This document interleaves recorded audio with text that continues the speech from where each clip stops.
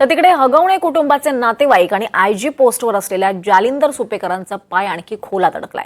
सुपेकरांनी जेलमधील आरोपींकडून 300 कोटी रुपये मागितले असा आरोप आमदार सुरेश धसांनी केलाय। तर दुसरीकडे कराडला बीडमध्ये ठेवण्यामागे सुद्धा जालिंदर सुपेकरांचा हात असल्याचा दावा अंजली दमान यांनी केलाय। त्यामुळे आता जालिंदर सुपेकरांचं कराड कनेक्शन सुद्धा समोर आलंय।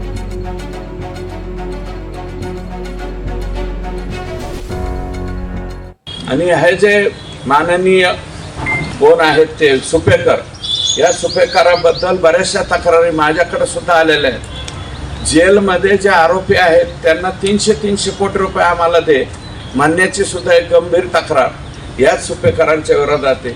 ज्या अर्थी तुम्ही नातेवाईकाच्या सुनाकडनं पैसे मागता याचा अर्थ 100% तुम्ही फॉल्टी आहात। हे जर कधी जामिनावर सुटले यांच्या मागच 2-4 गाड्या आणि कवट हगवणे आणि सापडला तर सुपेकर। तर अशा पद्धतीने ह्या लोकांना वागवलं पाहिजे।